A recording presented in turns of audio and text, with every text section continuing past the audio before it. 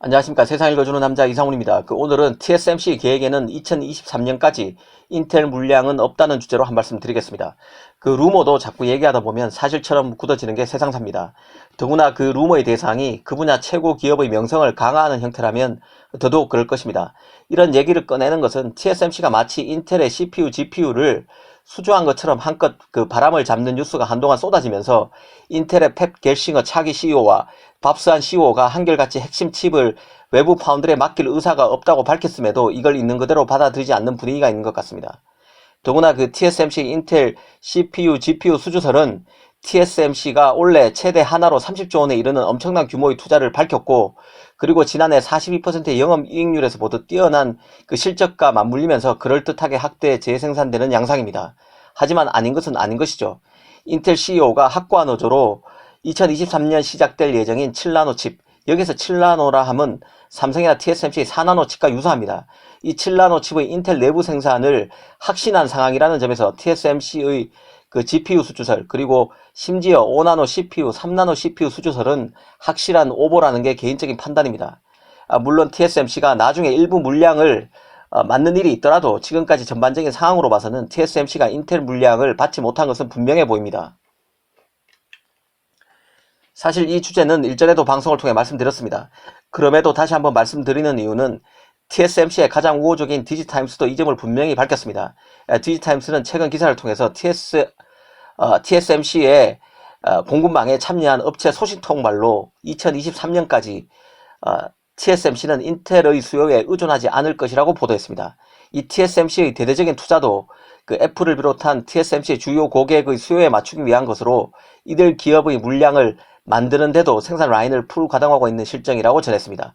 아시다시피 디지타임스는 TSMC가 최대 주주로 있는 매체입니다. 그래서 TSMC의 우호적인 기사를 양산하기로 유명한 매체인데요. 그런 만큼 이 기사를 눈여겨볼 필요가 있다고 생각됩니다. 특히 디지타임스는 TSMC의 생산 라인이 빡빡하다는 점을 다시 한번 강조하면서 고성능 컴퓨팅, HPC죠. 그리고 5G 관련 기기 애플리케이션에 대한 강력한 수요 덕분에 7나노와 5나노 제조 라인이 빡빡하다는 점을 다시 한번 강조했습니다. 그러면서 인텔이 TSMC 칩 생산을 아웃소싱 할 것이라는 추측이 나돌고 있지만 인텔의 현재 입장은 기술 개발에 방점이 찍혀 있다고 설명했습니다. 디지타임스라고는 믿기지 않을 만큼 객관적인 보도를 했습니다. 아시다시피 인텔 CEO는 컨퍼런스 콜에서 칩의 외주화를 늘리겠다고 밝혔습니다. 하지만 CPU, GPU 등 핵심 칩에 대한 입장은 내부 생산으로 가닥이 잡혔습니다. 인텔은 그야말로 칩질러입니다. TSMC가 만드는 칩보다 2.5배나 많은 칩을 직접 내부에서 만듭니다. 핵심 칩이 아니어도 외주할 칩은 수두룩하다는 뜻입니다. 실제 TSMC는 이미 인텔 칩의 15%가량을 만들고 있습니다. 모뎀, AI 가속기, FPGA 업체인 알테라 칩 같은 것들을 말이죠. 이런 맥락의 연장선에서 보면 인텔이 선택과 집중 차원, 그리고 고수익 칩으로의 포트폴리오 강화 차원에서 TSMC에 더 많이 비주력 칩을 맡길 가능성이 있습니다. 현재로서는 TSMC가 인텔의 핵심 CPU와 GPU를 수주했다는 보도는 잘못된 것이라고 생각합니다. 이 반면 삼성이 PC 메인보드에 들어가는 인텔 칩셋을 수주했는지도 아직은 불분명합니다. 다만 이 칩의 경우는 핵심 주력 칩이 아닌 만큼 수주 가능성은 TSMC보다 높다는 생각입니다. 앞으로 인텔 칩의 외주화 방향성이 계속 지켜질지 살펴봐야 할 것입니다.